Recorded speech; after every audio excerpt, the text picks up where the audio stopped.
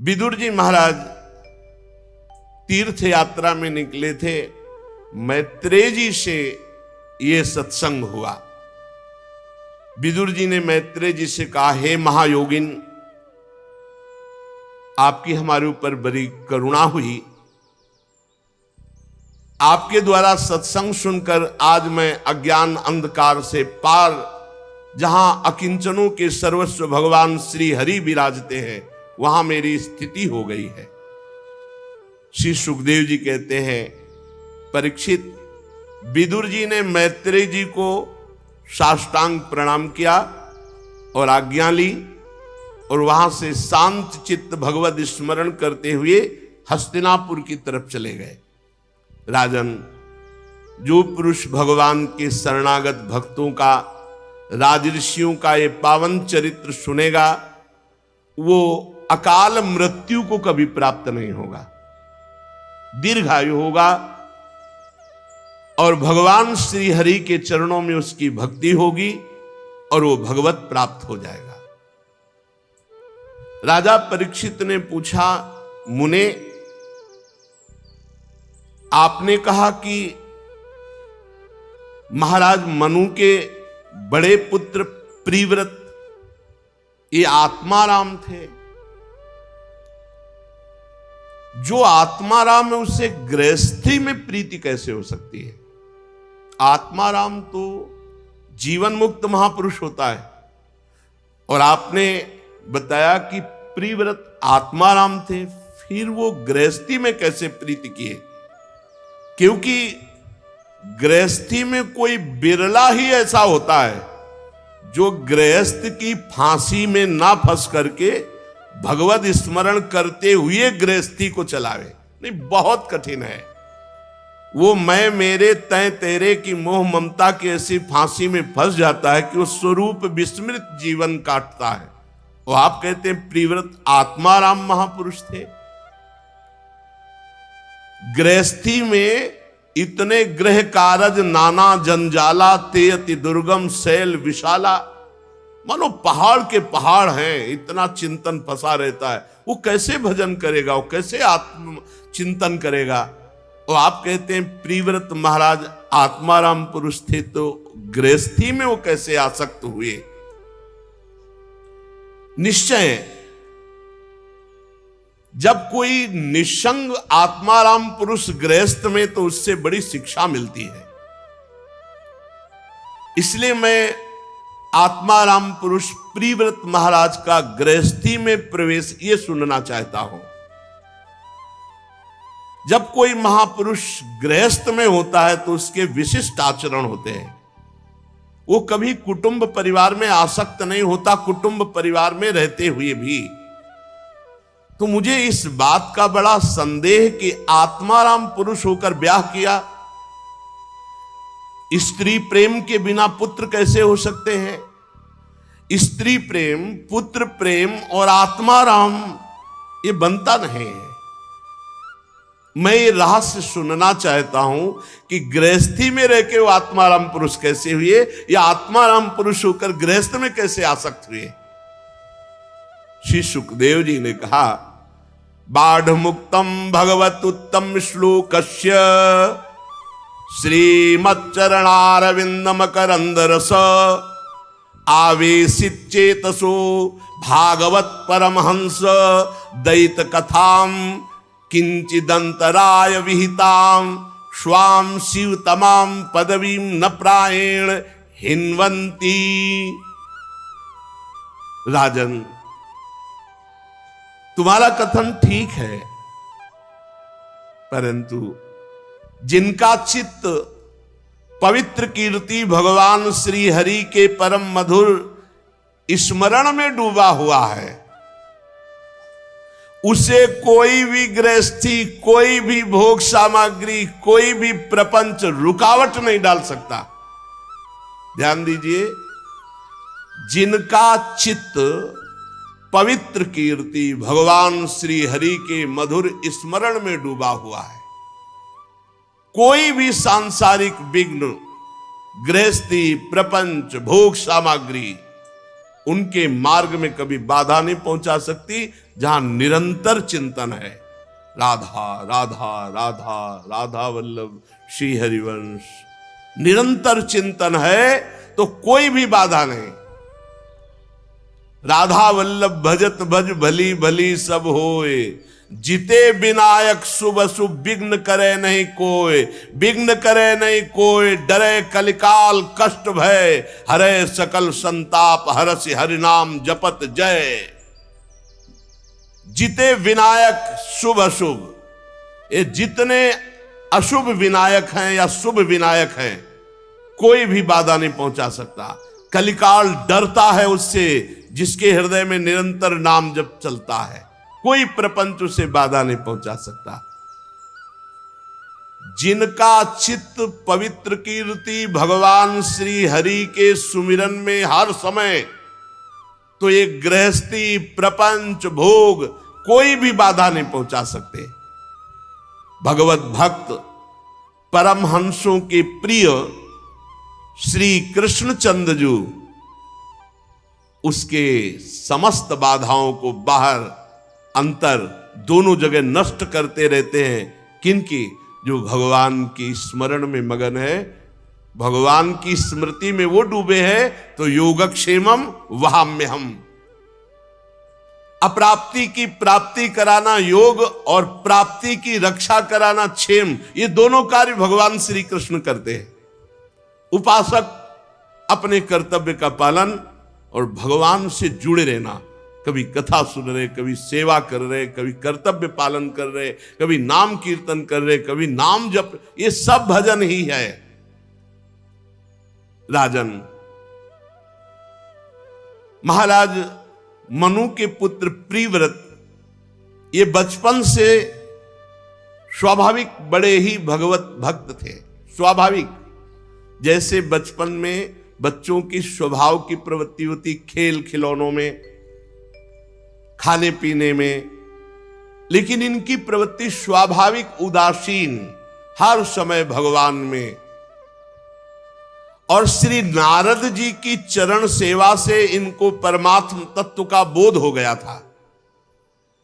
इन्होंने निरंतर ब्रह्माभ्यास किया और जीते जी जीवन मुक्त हो गए।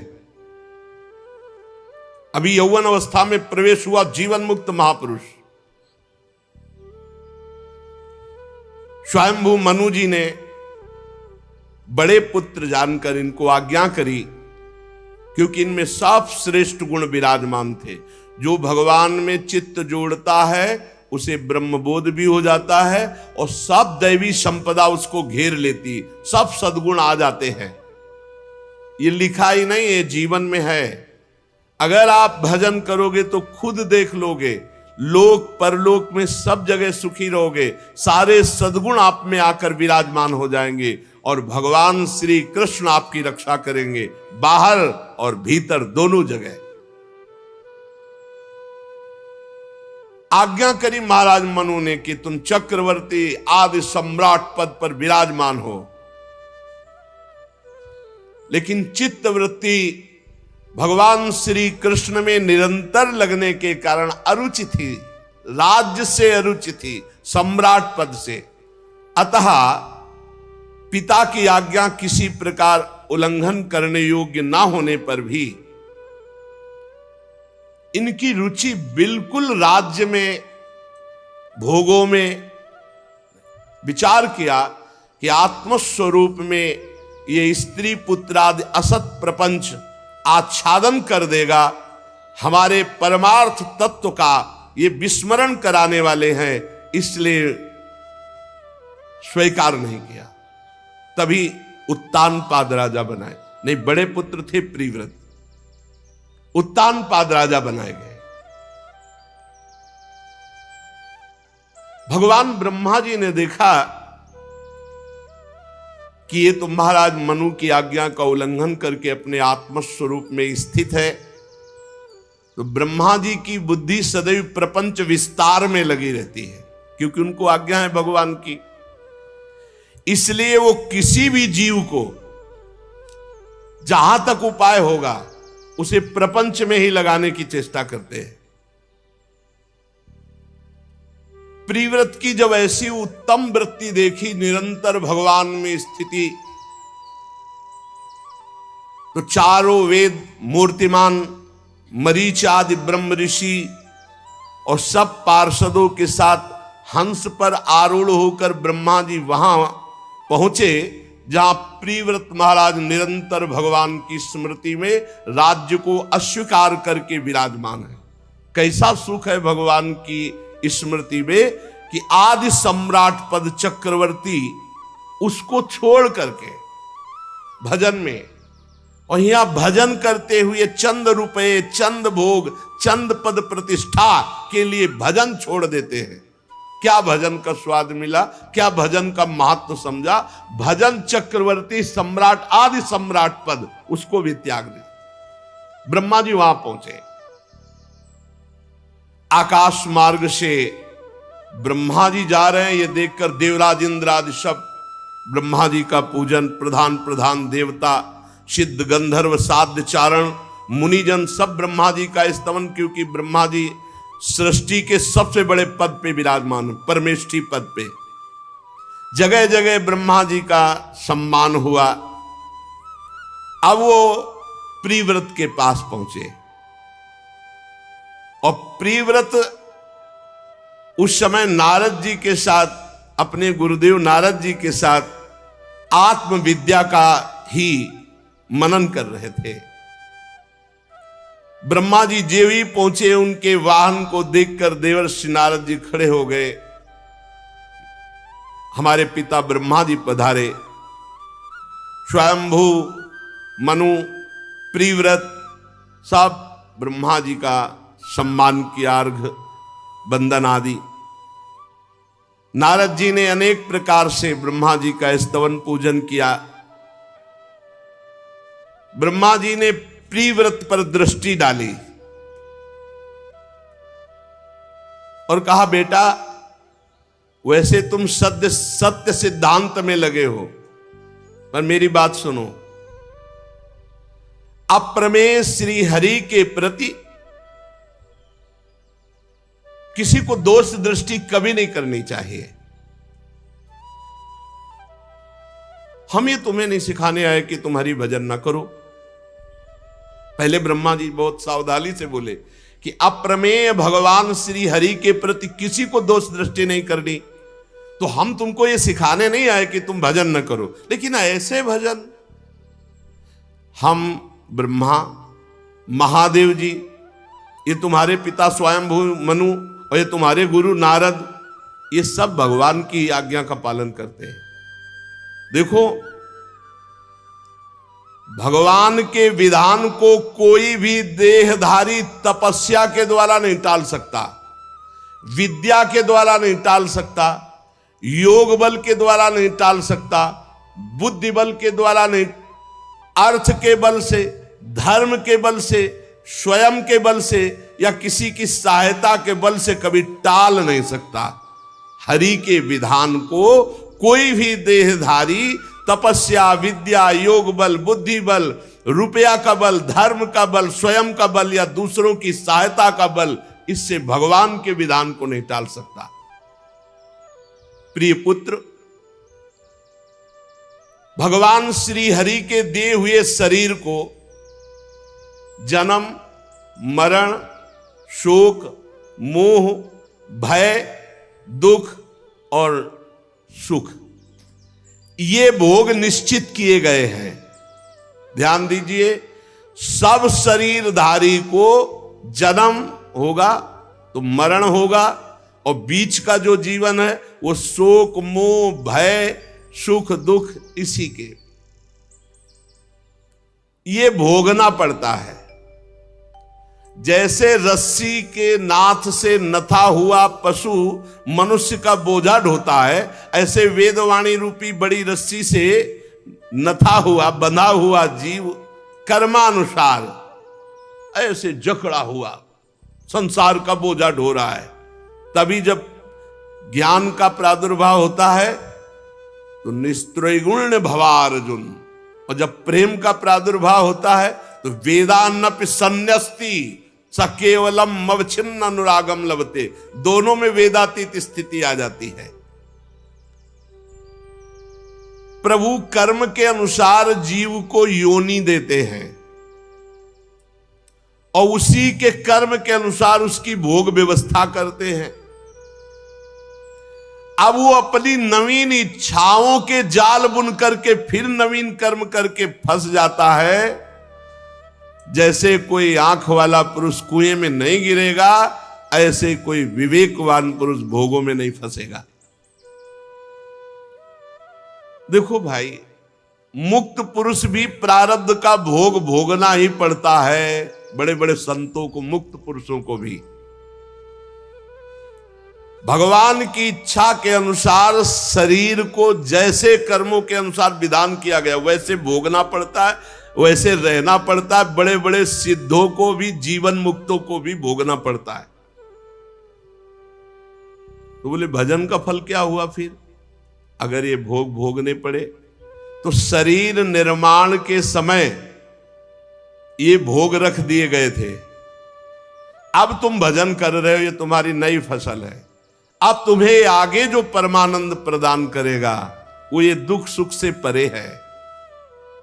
वो ये दुख सुख से, हर्ष शोक से परे भगवदानंद है। इसलिए महापुरुष जन प्रारब्ध को भोग लेते हैं और शरीर छोड़कर परमानंद को प्राप्त होते हैं।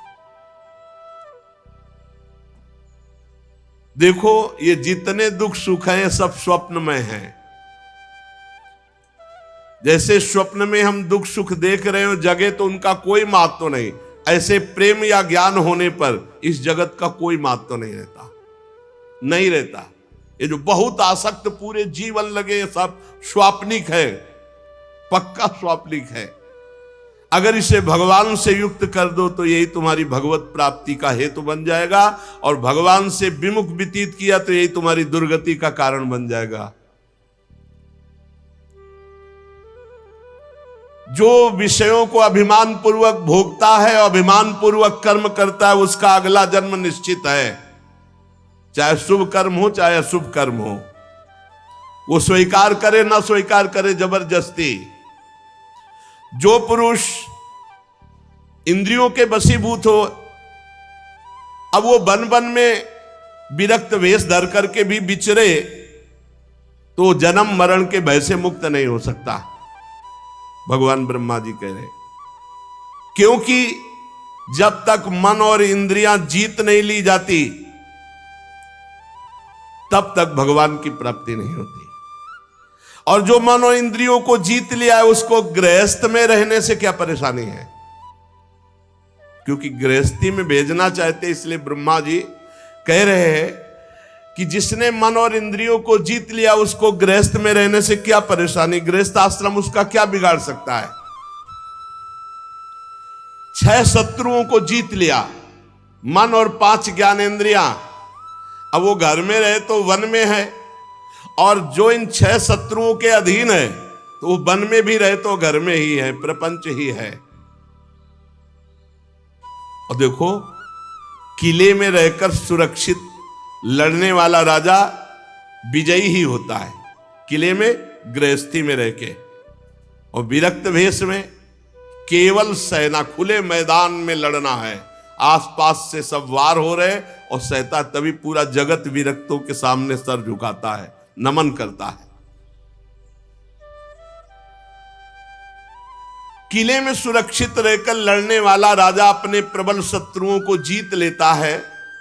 जब इन शत्रुओं का बल अत्यंत क्षीण हो जाए तब विद्वान पुरुष को चाहिए कि इच्छा अनुसार विचरण करे। ब्रह्मा जी उपदेश कर रहे हैं, पहले चलो गृहस्थी को भोगो, जब बुढ़ापा आ जाए तब भजन करने में फिर निकल लेना।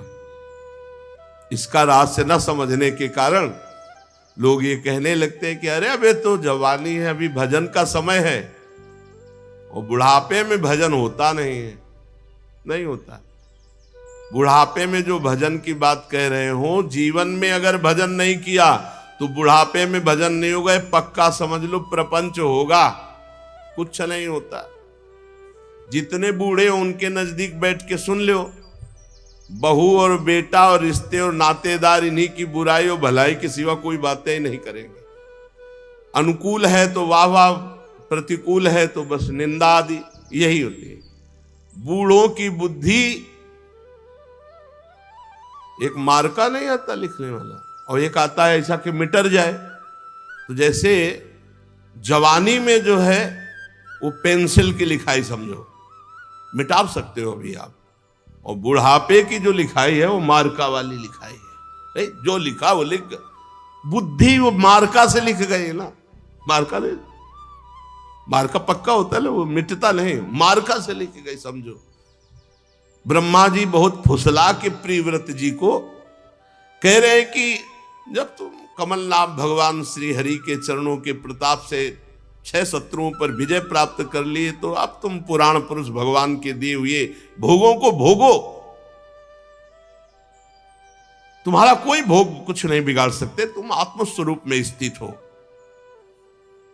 ये मेरी आज्ञा है। जब त्रिलोकी के सबसे बड़े पद में विराजमान ब्रह्मा जी ने परम भागवत प्रियव्रत से ऐसा कहा, तो प्रियव्रत ने नम्रता पूर्वक सर झुका लिया और कहा, जो आज्ञा, बड़ों की आज्ञा का पालन करना ही हमारा परम कर्तव्य है। तब स्वयंभू मनु ने प्रसन्न होकर ब्रह्मा जी की विधिवत पूजा की। इसके पश्चात मनवाणी के विषय अपने आश्रय सर्व व्यवहारातीत भगवान श्री हरि का चिंतन करते हुए ब्रह्मा जी अपने लोक को चले गए। प्रियव्रत और नारद जी उसी दिशा को नमस्कार किया। मनु जी तो बड़े प्रसन्न हो गए, क्योंकि अब प्रियव्रत महाराज गृहस्थाश्रम में प्रवेश होने के लिए राजी हो गए। संपूर्ण भूमंडल का चक्रवर्ती सम्राट पद प्रियव्रत को सौंप दिया, और महाराज मनु इस विष से भरे हुए विषैले गृहस्थाश्रम को छोड़ करके भगवान के भजन के लिए गए। ये विष से भरे हुए विषैले गृहस्थाश्रम, अगर भजन ना हुआ तो बहुत ही दुर्गति होती है। वह ये लड़का बच्चा परिवार लाभ हानि, ऐसा छोटी छोटी वस्तुओं में प्रिय संबंध, कैसा कैसा कैसा व्यवहार, मंद बुद्धि हो जाती है। ये गृहस्थाश्रम विषय विष से भरा हुआ है। अगर भगवान का भजन नहीं हुआ तो जीवन पूरा का पूरा व्यर्थ चला जाता है, पूरा का पूरा। संपूर्ण जगत बंधन से छुड़ाने में अत्यंत समर्थ हैं भगवान। सबसे बड़ी बात उसी की होती जो भजन कर ले, नहीं तो भजन नहीं तो फिर जीवन व्यर्थ।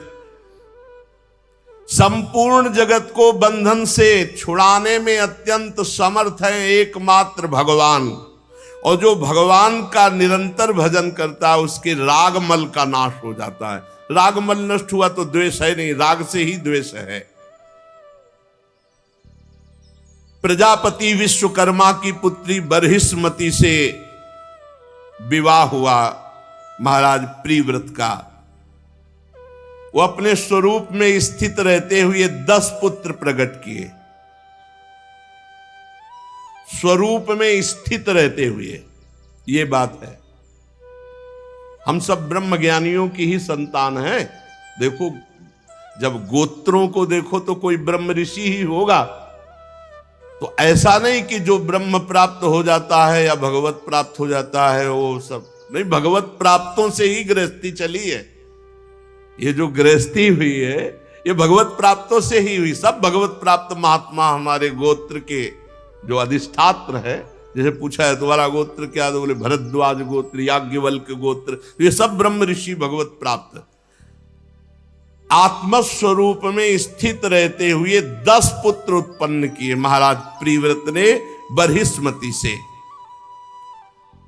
और सब गुणवान रूपवान पराक्रमी, क्योंकि भगवत निष्ठा से युक्त होकर पुत्र उत्पन्न किए।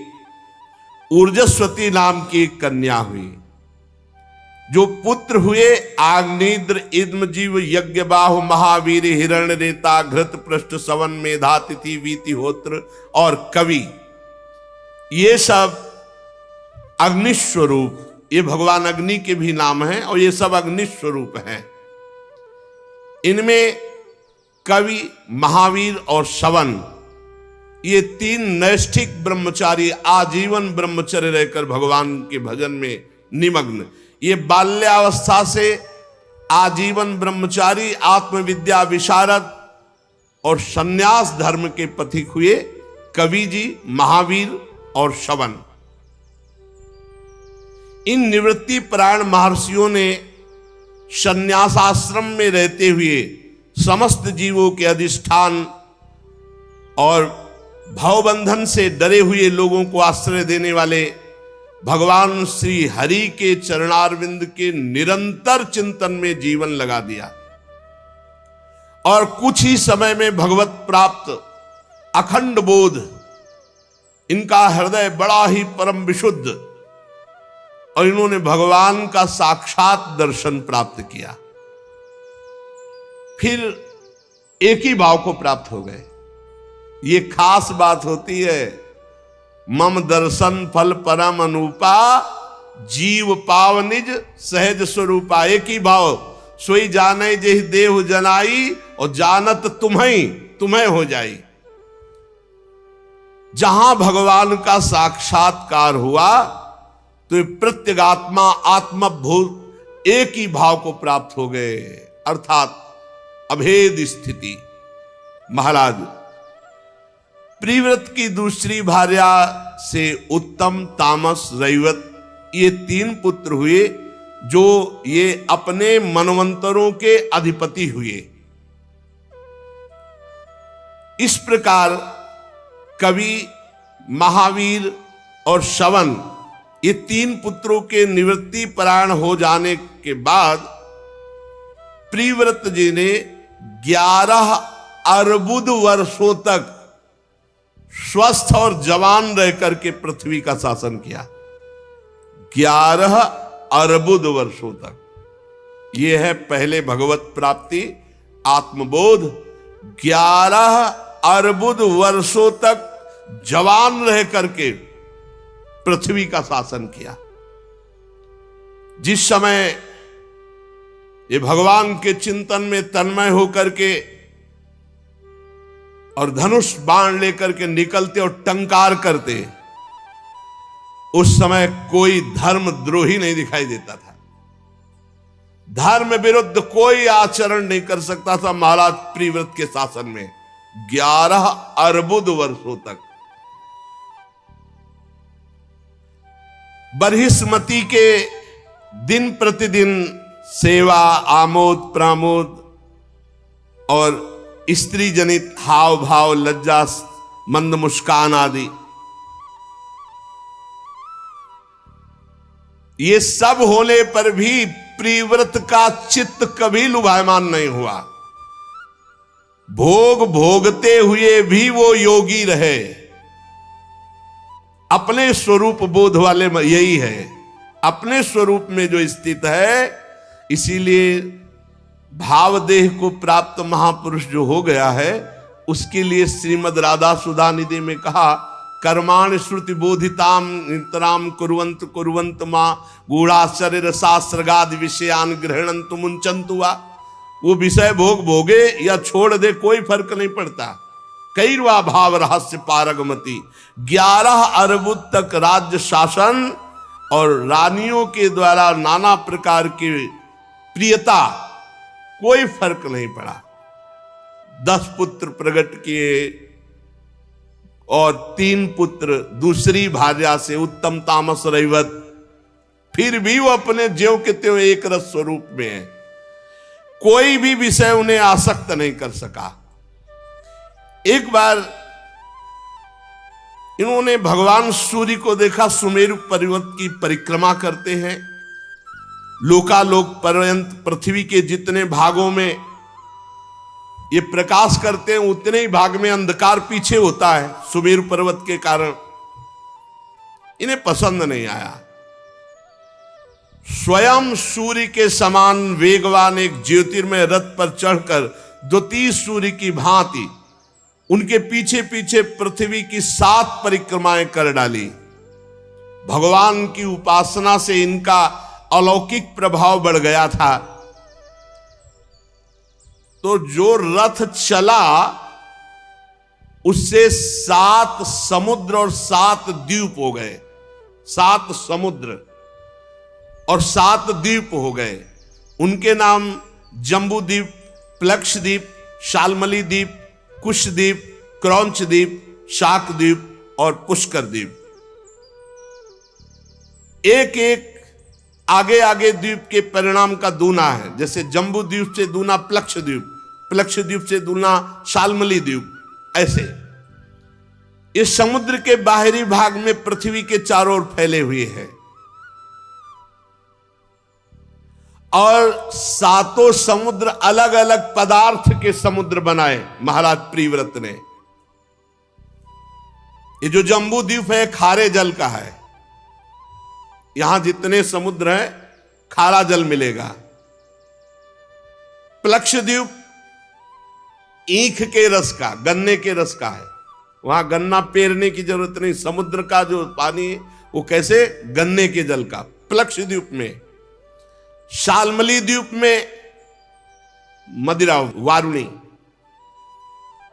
और कुश द्वीप, इसमें घी के समुद्र है। पर वो अपनी पहुंच नहीं, वहां से 2 की पहुंच है। जम्बू द्वीप भर में अपने खारे पानी की जहां तक वहां तक पहुंच है। क्रौंच द्वीप दूध, क्षीर सागर। और फिर शाक द्वीप मट्ठे का, मठा। और फिर पुष्कर द्वीप मीठा जल। ये 7 द्वीप हैं। जम्बू द्वीप खारे जल, ईख के रस का, मदिरा, घी, दूध, मट्ठे, मीठे जल वाले। भगवान की सृष्टि ये पैदा किया महाराज प्रियव्रत ने। 7 द्वीप और 7 समुद्र अपने तपोबल से। एक एक से क्रमशः अलग अलग 7 द्वीपों के बाहर से घेर करके ये समुद्र घिरा हुआ है। पहले जम्बू द्वीप है, उसके चारों ओर नमक का समुद्र है, नमकीन पानी वाला। प्लक्ष द्वीप घिरा हुआ है, उससे दुगुना उसके चारों ओर ईख के रस का समुद्र है। शाल्मली द्वीप का उससे दुगुना चारों ओर मदिरा का समुद्र है। कुश द्वीप उससे दुगुना वो घी के समुद्र से घिरा हुआ है। उससे दुगुना क्रौंच द्वीप, चारों ओर दूध का समुद्र। फिर उससे दुगुना शाक द्वीप, वो मट्ठे के समुद्र से। उससे दुगुना पुष्कर द्वीप, जो मीठे जल के समुद्र से घिरा हुआ है। ये सब पूरा भारतवर्ष था, पूरा अजनाब वर्ष, अखंड भारत।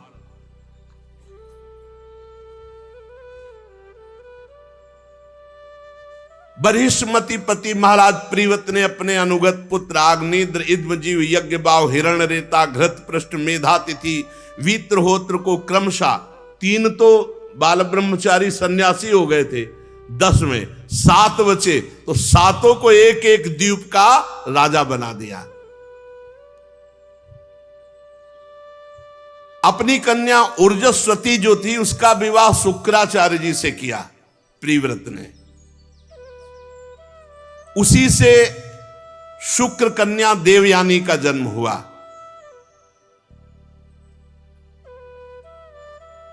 परम पवित्र शुक्राचार्य की पुत्री देवयानी, और देवयानी का जो विवाह हुआ महाराज ययाति से, विवाह हुआ महाराज ययाति। उसका कारण हुआ साप। बृहस्पति पुत्र जो कच्छ, देवताओं ने जब देखा कि किसी भी दैत्य को मार दे तो संजीवनी विद्या से जीवित कर देते थे शुक्राचार्य जी। तो देवताओं के पास ये विद्या थी नहीं, तो गुरुपुत्र से प्रार्थना की कि आप हम सब देवताओं, तो उनका पता है अगर हम जाएंगे तो चटनी बना करके दैत्य खा जाएंगे। जब पता चलेगा संजीवनी सीखने आए शुक्राचार्य जी से तो चाट जाएंगे दैत्य लोग। तो उनका हम सबके लिए आप हमारे गुरुपुत्र हैं, आप ऐसा कीजिए। तो उन्होंने अपने प्राणों की बाजी लगा करके गुप्त रूप से अवसर निकाला और शुक्राचार्य जी के पास गए और चरणों में प्रणाम किया और कहा, महाराज मैं आपको गुरु रूप से वरण करता हूं, आप हमें विद्या प्रदान करें, उनका परिचय दीजिए। बताया बृहस्पति पुत्र, तो उनका अधिकारी हो आप, भगवान बृहस्पति के पुत्र हो, और ये विद्या देवताओं के जीवन दान के लिए तुम लेने आए हो, तो अधिकारी होने के कारण हम दे तो देंगे, लेकिन जिस दिन दैत्यों को पता चलेगा उस दिन तुम्हें मार डालेंगे। तो उनका, भगवान अब हम आपकी शरण में हैं और आपसे विद्या लेने आए हैं और विद्या लेके ही जाएंगे, आप हमें केवल स्वीकृति दे। तो उनका, ठीक है, पर हमारी लाडली पुत्री देवयानी है, तुम इसको प्रसन्न कर लो तो संजीवनी हम तुम्हें दे देंगे। अब वो देवयानी जी अभी यौवन अवस्था में पदार्पण हुआ था, तो जो जो सेवा के लिए आज्ञा करती, पुष्प लाना, ये जो भी, जैसे वो हाथ जोड़े खड़े रहते, देव गुरु बृहस्पति के पुत्र, तो देवयानी जी की वृत्ति उनको अपने प्रीतम रूप में मान लिया और वो अपनी गुरु पुत्री को गुरु जी के समान पूजते। देवयानी के भाव का उनको पता नहीं लगा। इतने में गुप्तचरों ने बताया कि बृहस्पति पुत्र कच्छ संजीवनी विद्या लेने के लिए आए हुए हैं और देवयानी की सेवा में हैं और बहुत प्रसन्न है शुक्राचार्य जी, और संजीवनी किसी दिन दे ही देंगे क्योंकि वो देवयानी को रिझा चुके हैं। पूरा गुप्तचरों ने, दैत्यों ने विचार किया कि अगर संजीवनी विद्या चली गई तो फिर रह क्या गया। तो उन्होंने कहा कि अब कच्छ किसी सेवा से बाहर निकले बस मार डाला जाए। तो जैसे देवयानी जी प्रातःकालीन भगवत पूजा सेवा के लिए पुष्प पल्लव आदि तो निकले किसी कार्य हेतु, दैत्य लगे हुए थे, काट के फेंक दिया। जब विलंब हुआ तो देवयानी जी ने शुक्राचार्य जी से कहा कि उनको तो काट के फेंक दिया गया। शुक्राचार्य जी ने ध्यान में देखा और कहा, अब तुम उनकी चिंता न करो, छोड़ो अब। देवयानी जी ने कहा, मैं उनके बिना नहीं जी सकती, आप जरूर कच्छ को जीवित कीजिए। तो जे ही संजीवनी विद्या को उच्चारण किया तो जो इधर उधर मांस के टुकड़े सब पशु पक्षी भी खा गए थे, सबके पेट फटे और एकत्रित हुए, हाथ जोड़कर खड़े हो गए कच्छ। ये संजीवनी विद्या का चमत्कार। फिर दैत्यों को सूचना लगी कि कच्छ को तो संजीवनी विद्या से जीवित कर दिया। बोले इस बार हम ऐसा करेंगे, कच्छ किसी सेवा के लिए बाहर निकले तो मार दिया। फिर भूंज दिया, फिर भूंज के जो गुरु जी का पेय पदार्थ था, उस पेय पदार्थ में राख मिला दी कच्छ की, और गुरु जी अपने मस्ती में पी गए। अब इसके बाद देवयानी ने कहा कि बहुत समय हो गया, कच्छ नहीं आए। तो शुक्राचार्य जी ने ध्यान में देखा कि उन्होंने कहा अब कच्छ नहीं आएंगे।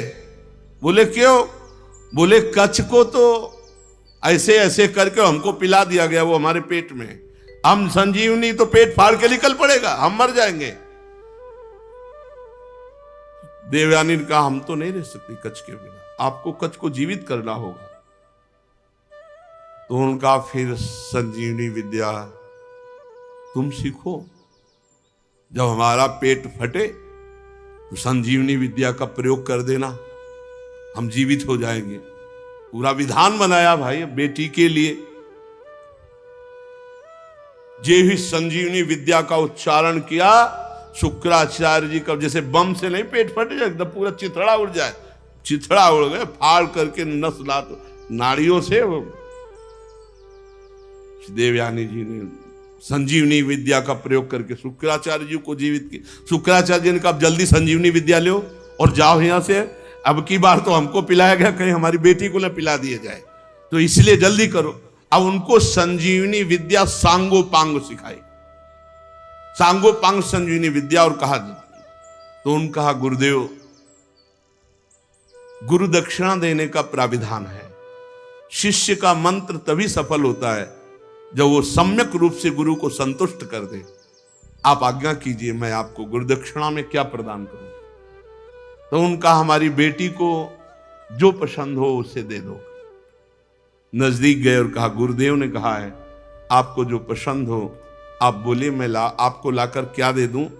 मैं देवगुरु बृहस्पति का पुत्र हूं और आपकी सेवा में रहा हूं, आप बोले। तो उनका मुझे तुम पसंद हो, मैं तुम्हें स्वीकार करती हूं, तुम केवल मुझे स्वीकार। उनका नहीं, आज तक मैंने बहन और पूज्य से युक्त बुद्धि से देखा है, हमने कभी इस भाव से आपको नहीं देखा, इसलिए मैं कभी स्वीकार नहीं कर सकता। आप हमारी गुरु पुत्री हो, आप गुरु के समान पूज्य हो और मेरी बहन हो, मैं कभी ऐसा नहीं देख सकता। तो उनका मेरी बात को स्वीकार करो, नहीं तुम्हारा पूरा जीवन व्यर्थ हो जाएगा, क्योंकि संजीवनी के लिए मैंने क्या क्या तुम्हारे लिए किया और वो संजीवनी अब तुम्हें प्राप्त है। अब मेरी बात को उन्होंने कहा आखिरी बात, तुम मेरी गुरु के समान पूज्य हो और मेरी बहन हो, मैं कभी तुम्हारे प्रति ऐसी दृष्टि ना की है और ना कर सकता हूं। तो उनका मैं शाप देती हूं तुम्हारी संजीवनी विद्या व्यर्थ हो जाए, विस्मृत हो जाए। बहुत गुस्सा आया कच्छ को कि आज तक मैं सेवकाई करता रहा, कभी कोई त्रुटि नहीं किया, केवल देवताओं के लिए, संजीवनी विद्या के लिए, और आपने उस विद्या को व्यर्थ कर दिया जिसके लिए मैंने अपने प्राणों की बाजी लगा ली। मेरा क्या अपराध, ये तो तुम्हारी वासना है, तुम्हारी भावना है। जाओ, मैं शाप देता हूं, तुम्हें कभी कोई ब्रह्म ऋषि स्वीकार ही नहीं करेगा। तो फिर वही देवयानी, आगे प्रसंग आएगा इसी में, महाराज ययाति को मिलती है कुएं में और वो हाथ पकड़कर ऊपर उठाते हैं। तो उस शुक कन्या देवयानी का जन्म हुआ, ऊर्जस्वती का जो विवाह शुक्राचार्य जी से हुआ था। राजन, जिन्होंने भगवान श्री हरि के चरणों का आश्रय ले लिया है और निरंतर भजन करते हैं, उनको भूख, प्यास, शोक, मोह, जरा, मृत्यु, ये 6 कभी परास्त नहीं कर सकते। जिन्होंने भगवान का आश्रय लिया है, निरंतर नाम जप करते हैं, उन्हें भूख, प्यास, शोक, मोह, जरा, मृत्यु, ये 6 परास्त नहीं कर सकते। मन और 5 ज्ञानेंद्रियां, ये 6 कभी उसे परास्त नहीं कर सकते। ये 6 भूख, प्यास, शोक, मोह, जरा, मृत्यु और 5 ज्ञानेंद्रियां और 1 मन, ये 6 कभी उसे परास्त नहीं कर सकते। जो भगवान का भक्त है वो सब कुछ करने में समर्थ है। वर्ण बहिष्कृत चांडाल आदि नीच योनि का पुरुष यदि वो भगवान के नाम का उच्चारण कर ले तो परम पद का अधिकारी हो जाता है। आहा, कोई भी हो जो भगवान के यन्नामधेय मधुना सजहाति बंधम, जो नीच से भी नीच आचरण करने वाला पुरुष हो, वो भी भगवान का नाम जप करने लगे तो परम पद का अधिकारी हो जाता है। उसके संसार बंधन जीते जी सब भस्म हो जाते हैं जो नाम जप करता है।